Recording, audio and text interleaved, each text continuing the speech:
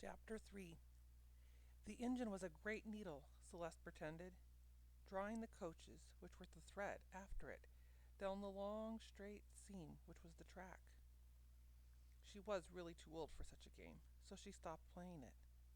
"There's a cowboy," Perry said, pointing to a man on horseback. "At this distance, how can you tell?" Celeste asked. Perry had no intention of backing down. "It is reasonable to expect them here," he assured her. "The conductor himself told me we were coming into the ranching country." Perry's heart raced ahead of the train to the wonders awaiting them. Mamma and Michelle dozed in seats facing each other. Papa was in the smoking car, talking with other men who were on the same errand which took his family westward. Celeste was glad to see the Dantons were not alone on their trip. 2 cars were filled with people, all going out to look at land in Texas. Papa, however, was the only one who had his family with them. "Do you suppose," Celeste asked Perry privately, "that there will be land enough for all of us?" "So many people going?" "Of course," Perry told her. "Remember, Uncle Henry said there was a great plenty of land in Texas." So he had. But he had also said one could not pay him to go there, Celeste remembered. Papa came back just then from the smoking car, and Mamma awakened. "Would you like something to eat?" she asked. Tanta Margaretta had packed a great hamper of lunch, crying all the while. Celeste half expected to find things very salty once the hamper was opened. But of course that was only a joke. The food was delicious. Mamma divided the food as if they were on a desert island, and must make the last until help came. In a way she was not wrong, Celeste thought. The train was a little like an island, except of course it kept moving, each click of the wheels taking them closer to Texas. Celeste and Perry placed the shells of their hard-boiled eggs in a paper bag. They peeled their oranges carefully, adding the skins to the contents of the bag.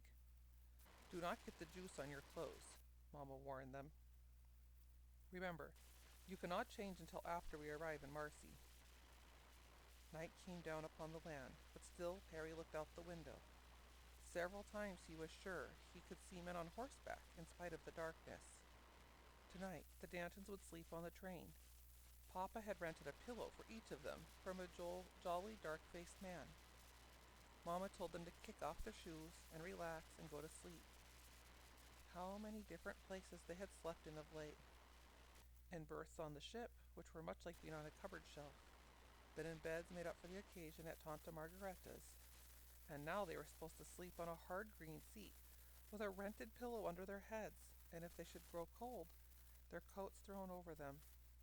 Truly, there was no end to the unexpected adventures which were coming their way. Celeste and Perry glued their noses to the window of the car, and were so able to make out the word Marcy on the station before the train pulled in. Such a little building, that station, scarcely more than a toy. It was painted bright yellow, and seemed to jump up out of the earth instead of being anchored to it. The train stopped with the groaning of the brakes. Celeste felt herself shiver a little, although she was certainly not cold. "Here we are," Papa announced. "Be sure you do not forget and leave anything on the train." The conductor opened the door and swung down to the station platform. He placed a small step on the ground and turned to help Mamma alight. After her came Michelle, and then Celeste, and then Perry. Papa came last. "Look!" Perry cried excitedly. Celeste looked as he bid her, and had no trouble in recognizing the objects which had drawn his attention. A line of carriages was drawn up at the platform. Truly, this was an unexpected good fortune. "The real estate man, ready to take us out to see the land," Papa explained softly to Mamma, who nodded. There was no end to the excitement of this trip. Not only had they come to Marcy as guests of the land companies, but now they were to ride in carriages in order to inspect the land. This was even better than New Orleans, for there one produced coins to pay for the privilege. Celeste's eyes swept past the line of carriages to the town itself. Her first thought was, how small. This is not even a village. There were a few houses scattered out around the edges, like chickens clustered around Mother Hen. Some stores were lined up on both sides of a short main street. At the far end was a building which was probably the schoolhouse. The advertising matter had spoken so favorably about it. This was the extent of the town of Marcy. "It is a very small, this town," Perry whispered to her. "There is no difficulty in seeing it at all." Nor was there. The town was set on land as level as a floor. Only a few trees grew on its streets, and these were small, and evidently newly planted. There were none on the stretches of land beyond. The whole thing looked— Celeste searched her mind for a comparison, and finally came up with one. It looked like a face without eyebrows. Flat, blank, incomplete. A man wearing a large hat came toward Papa, smiling in a friendly sort of way. "Good morning," he boomed cordially, taking off his hat. "My name's Jim Gibson." "I am Claude Danton," Papa said. The two men shook hands warmly. Truly, this Mr. Gibson was glad to see Papa. "And this is my family," Papa went on, introducing each one by name. "Good morning, ma'am," Mr. Gibson said to Mamma. And then, looking a little uncertain, he added, "Hello, young'uns." "He acts as if he were greatly surprised to see us," Perry thought. What was wrong? Didn't families with children come to look at the land? Perry stood taller, hoping without much success that by doing so he might convince Mr. Gibson that he, too, was a young man with some intention of buying land, rather than a boy tagging along after his family. "First, we'll go over to Mrs. O'Donnell's boarding house and have breakfast," Mr. Gibson told them. "Then I have a carriage here to take you out to see the land." "That'll be good," Papa said. Mr. Gibson led the way to a building slightly larger than the other houses. A porch ran the full length of the front, bordering the sidewalk. On the porch were a few chairs and a bench. At the edge of the sidewalk, several horses stood tied to a hitch rack. "As soon as we've eaten, we'll start," Mr. Gibson said, not looking entirely happy about the matter. "I reckon I can get one of the kids in my rig, but I'll be taking another man besides you. We'll try to find room for the rest of them in the other carriages." "Oh," Papa said, understanding coming to him. "It is not necessary that my children go with us to inspect the land. Just my wife and I. If there is a place for them to stay here while we are gone." Instantly Mr. Gibson's face brightened. "Oh, sure, they can stay right here at Mrs. O'Donnell's. It'll give them a chance to get to know the town. I'll tell her she's to feed them a good dinner." Papa made a motion toward his pocket. "My treat," Mr. Gibson said expansively. "He's so happy to be rid of us," Perry thought. "He's willing to pay us for not going." Surely Papa wouldn't allow such a thing to happen. He didn't truly mean to leave his children behind while him and Mamma drove off in this fine carriage to have a look at the place which was to be home for all of them. And yet it was Papa himself who had made the suggestion. Yes, it looked as if Perry and Celeste and Michelle were going to be forced to stay here, in this small collection of buildings claiming to be a town, while Papa and Mamma went off on an exciting adventure. Maybe this new home wasn't going to be quite as wonderful as he anticipated. The three young Dantons stood watching the carriages that drove off with Mamma and Papa in the back seat, and a strange man sitting next to Mr. Gibson in the front. Perry and Celeste took no pains to conceal their disappointment, nor did either understand how Michelle could remain so unmoved by the desertion. Their sister turned calmly and walked back to the front room of Mrs. O'Donnell's boarding house. "I don't see why we couldn't go too," Celeste said rebelliously. "We also will live on the farm Papa will select." "The agent cannot afford to fill his carriage with people who will not buy," Perry reminded her, logic overcoming his disappointment. "The man in the front seat will buy. You and I would not." "I know that," Celeste told him, and in a way she did. Here, as in New Orleans, one paid for riding in a carriage. Still, it was not an easy thing to be left behind. "The agent gets a commission for all the land sold. This is how he can afford to hire the carriage."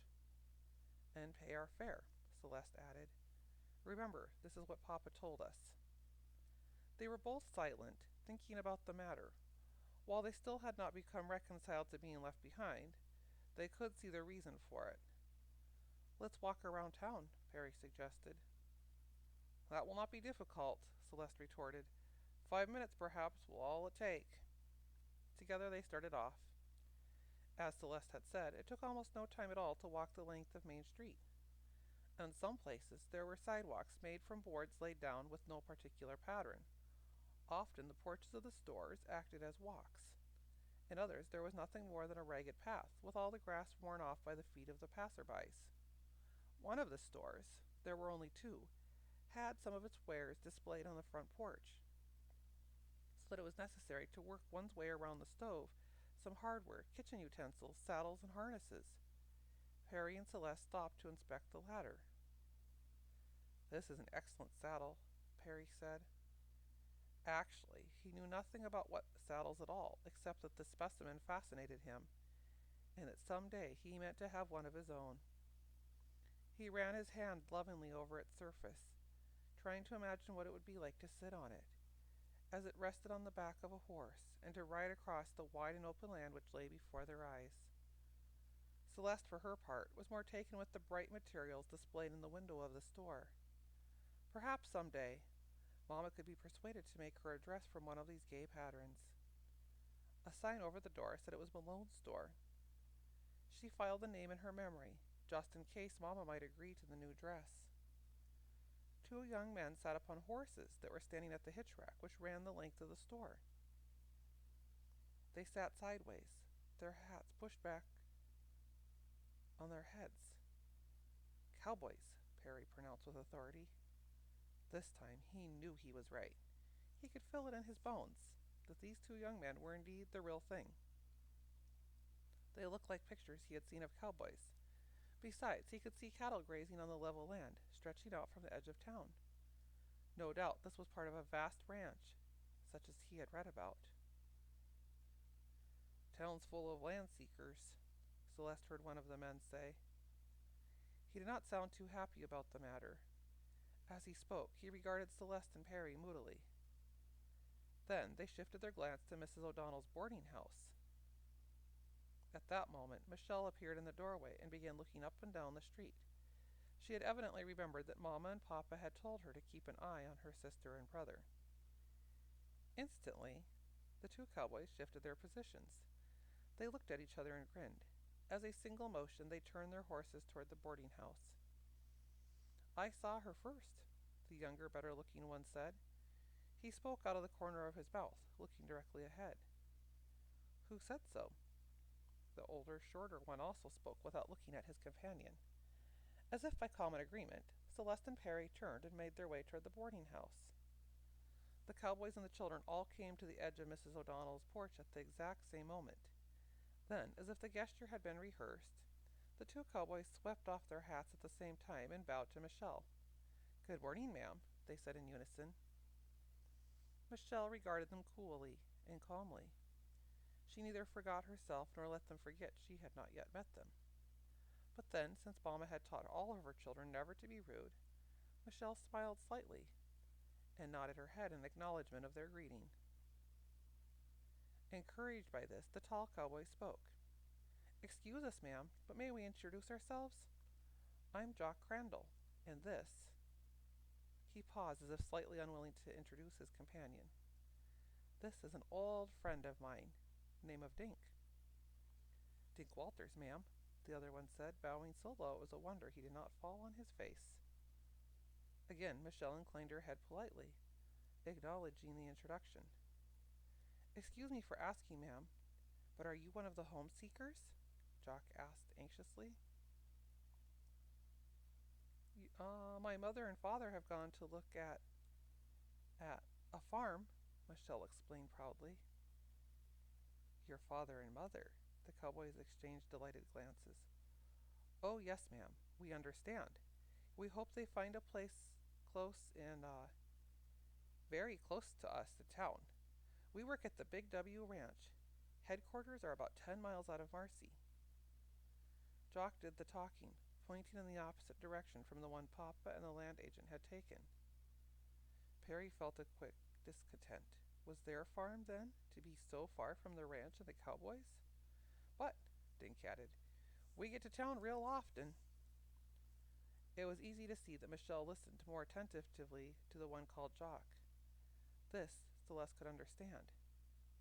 Not only was Dink shorter, but he had a slightly rasping voice, and his nose looked as if it had not been put on quite straight. Jock was much better looking, and younger.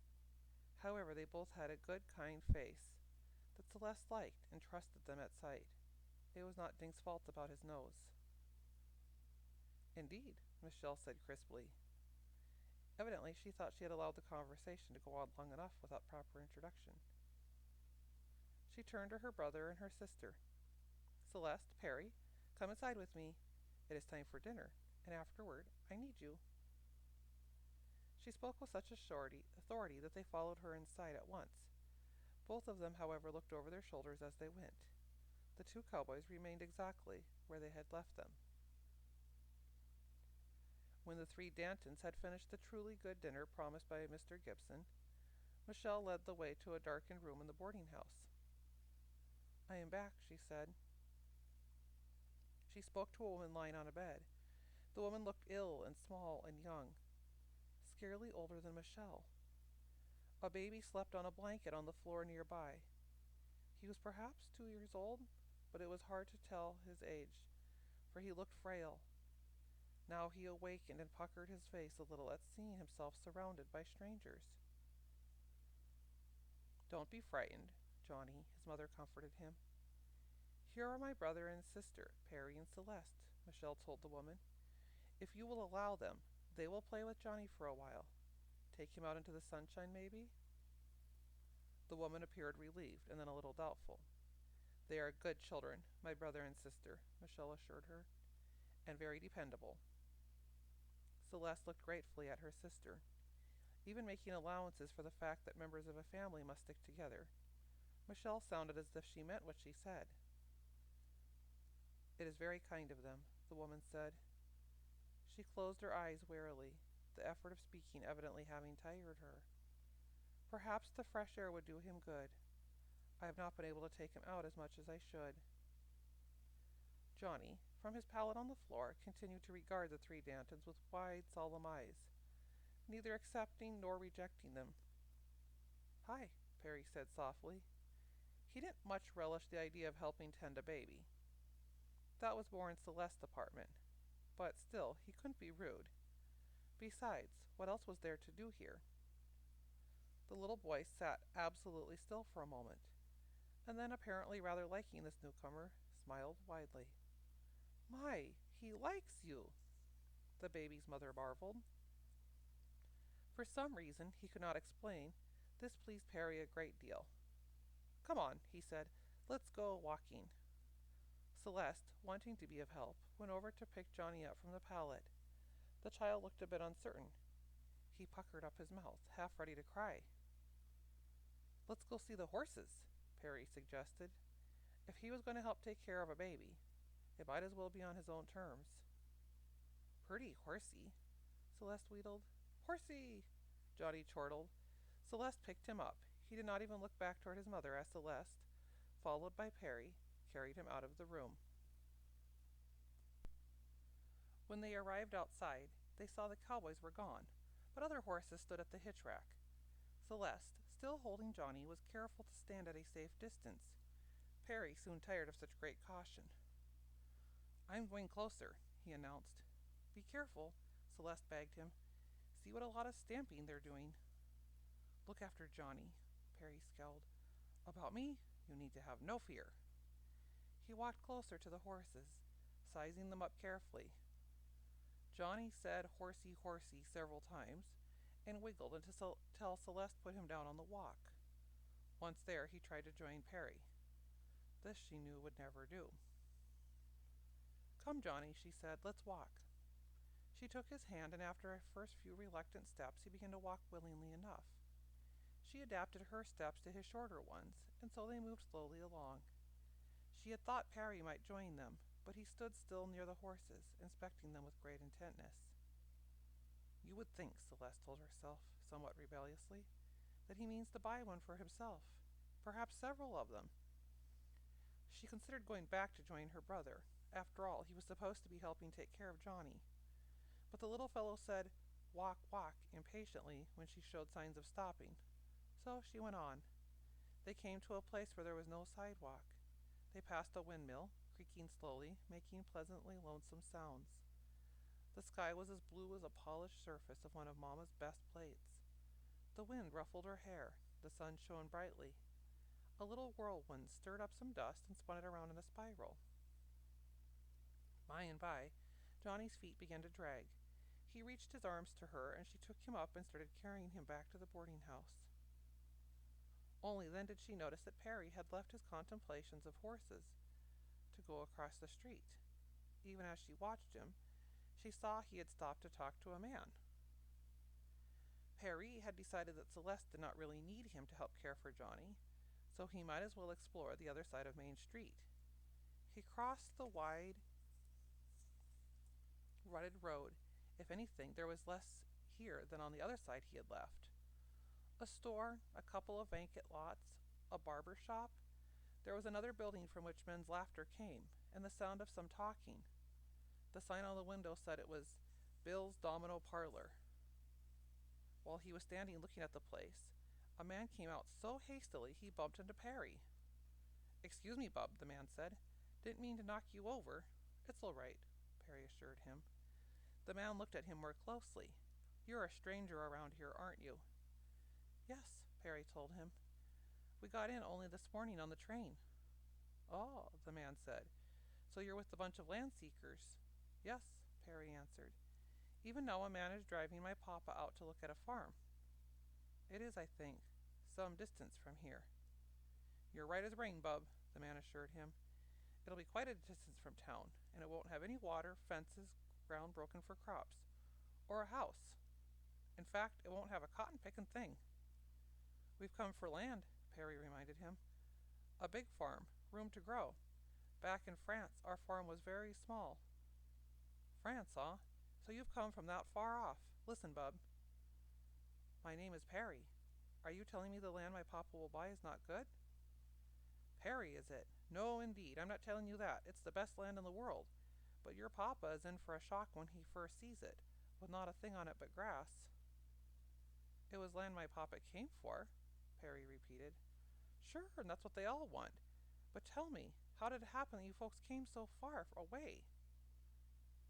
Perry hesitated a moment, then found himself relating the story of the heritage from Uncle Philip and the trip to New Orleans, and the land agents who paid the train fare of the Danton family in order that they might come here. "Papa is not being cheated, is he?" Perry asked anxiously. "Of course not. The land is worth every penny they ask for it. Still, as I said, it's hard to build a house and do all the other things you need to do if you're to stay on a place. A family can't just live off of grass, and that's all he'll get if he buys what they're showing him today." "I know, because I bought some of that land myself a couple years ago." "So you own a big farm?" Perry said, eyeing the man with respect. "Big to you, maybe, but not as big as farms out here go. Still, it's got all the things a farm needs, a house, a windmill, and some land ready for planting." "You must be very proud," Perry told him. "Well, I am. Mighty proud. Trouble is, I have to sell the land now." He looked away, his eyes filled with sadness. "What's going on over here?" he began, and then started across the street, almost running. Celeste had just settled herself into one of the chairs on the porch of the boarding house and was lifting Johnny into her lap when the man came rushing across the street toward them. "Say," he demanded when he came up to her, "does Myra know you have Johnny out here?" "Of course," Celeste told him with dignity. The man had no need to be so cross. She was only doing what she had been told to do. Perry was supposed to have helped her, but he had walked away and left her to take care of the baby, just to have the excited man come dashing along and scold her. By that time, Perry had also made his way across the street and joined Celeste and the man. "She's my sister, Celeste," Perry said. He had no intention of allowing the stranger to scold her for doing what she was bid. Johnny's mother told her. He hesitated, then went on. She told us we could look after him. And you walked off and left your sister with the bag to hold, the man said. He did not sound angry now, only amused. Celeste looked at him inquiringly. There was no bag, just Johnny asleep on her lap. I'm Johnny's father, the man explained, smiling at her. My name's Jack Scott. That's my wife Myra, who's sick. How do you do? Celeste spoke a little stiffly. I'm sorry your wife is sick, she went on politely. She's a very nice woman. Yes, she is, and now I think I'll go in and see how she feels. He walked inside and almost immediately was back. She's asleep, he told Celeste and Perry. That sister of yours shooed me out. He slumped down in a vacant chair. Perry shifted from one foot to the other. There did not seem any place for him here. Celeste had the sleeping baby, and Jack Scott was looking off into the distance without seeming to see anything. Perry thought he might as well go look at the horses again for all he was needed or noticed. I didn't have any business coming here in the first place, Jack Scott said. Perry looked around quickly and realized the man was really talking to himself.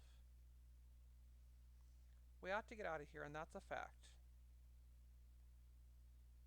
Suddenly Jack Scott stood up and looked at Celeste. Say, as long as you're sitting there, would you mind holding Johnny a little longer? He asked. I want to talk to a man I see over yonder in front of the domino parlor. No, Celeste, said. I will watch him. The man walked off. After he had taken a few steps, he turned to grin at her. I'm as bad as your brother, ain't I? He said over his shoulder, and then continued on his way. Perry, who had thought of going with Mr. Scott, now gave up the idea. He sat down in the vacant chair and looked hesitantly at Celeste. Why don't you lay Johnny on the bench? He suggested. You must be tired of holding him. Celeste considered the matter. She supposed it would be all right if she stayed to keep watch. Here, Perry said. I will put him here for you.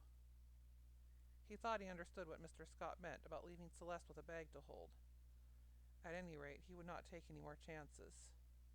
After Johnny had been transferred to the bench, Perry sat down again. He was considering how best to tell Celeste the information he had gained from talking to Mr. Scott. Actually, he had no facts to communicate. It was more a feeling, an instinct, a fear that things were not as good as Papa had hoped they would be. Before he could think of a way to begin, Mr. Gibson's carriage drove up to the boarding house with Papa and Mama sitting in the back seat. Mr. Gibson stopped the team, and Papa got out and assisted Mama to alight. Both Perry and Celeste jumped up quickly, ready to rush forward to greet their parents. Then they stopped, held in their places by the knowledge that something had gone wrong. See you in the morning, Mr. Gibson had said, sounding a little unhappy. Yes, Papa told him, far from happy himself. I will get in touch with you the first thing.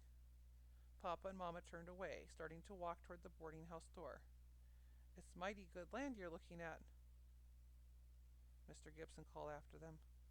I am sure it is, Papa agreed tiredly. I have promised to let you know. Celeste shifted her eyes to Mama's face. She too appeared tired and discouraged. Certainly the day had gone off far from well.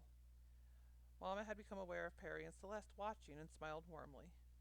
Ah, she said, so there you are. Have you had a good day? Then her eyes fell on Johnny, asleep on the bench. My goodness, she cried. Whose baby is that? Perry and Celeste tried to explain about Mrs. Scott, who was sick, and Michelle, who had set them to tending Johnny, and Mr. Scott, who owned a farm and was Johnny's papa. The torrent of words seemed only to confuse Mama, who passed her hand wearily over her forehead. There is his papa coming to get Johnny now. Sure enough, Mr. Scott walked up, looking even more concerned than Papa did. The day was not turning out to look well for anyone. Thanks for looking after Johnny, he said. He lifted the child into his arms and turned toward the door of the boarding house. These are your folks? He asked. My mama and my papa, Celeste answered. My name is Clyde Danton, Papa told him. I see you already know my children. Yes, nice children. They helped look after Johnny today. I sure do appreciate it.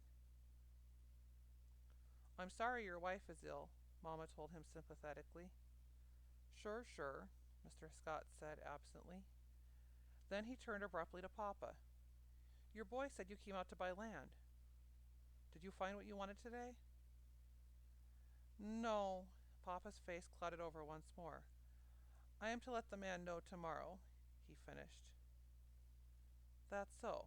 Mr. Scott looked as if he meant to say more, but then, thinking better of it, he turned and walked inside. In his arm. I have to go back out to the farm nights, he announced as he disappeared. I think I shall go in and freshen up a bit, Mamma told the others. It was not like her to stay and talk a while with Celeste and Perry, getting and giving details of the day's events. Truly, something was wrong. She walked inside and Papa followed, leaving Celeste and Perry alone once more. It was Celeste who spoke first. I don't believe Papa found the farm that he was after, she said. Perhaps he did, but it was not what he wanted. Perry corrected her. Why, Perry, how can you say such a thing? The very idea was one to be rejected. I talked with Mr. Scott, Perry told her. He said Papa was almost sure to be disappointed with what he saw. Perry went on, careful to explain about the land with nothing but grass on it. No house, no water, nothing a family would require. Perhaps, Celeste suggested reluctantly, Uncle Henry was right. Perhaps it would be better for Papa to have stayed in New Orleans. Perhaps, Perry agreed dejectedly. It would be hard to go back and admit to Charles that Papa had been wrong about this panhandle of Texas. Then another thought came to him. We can't go back, he said. The agents paid our way here in order for us to buy land. We are obliged to do so. Celeste considered his words. I suppose that is true. But, she added hopefully, if it is not good land, as the agent said, surely there must be some sort of way out of this fix. There is nothing wrong with the land, Perry assured her. They were both silent, thinking about the matter. A fine situation they were in the Danton family. Truly, things looked bad. Sitting here in the panhandle of Texas, miles and miles from New Orleans, and many more miles from France. Obligated because they had accepted free transportation to buy land which apparently Papa regarded with small favor. How very different things were from the way Uncle Philip had pictured them. And yet there was a likeness too. The level land was here, and the distance, the room to grow, the feel of freedom. Maybe, after all, things might work out. They must. Tomorrow we will know, Perry said. We both heard Papa tell Mr. Gibson. Until then, we shall have to wait.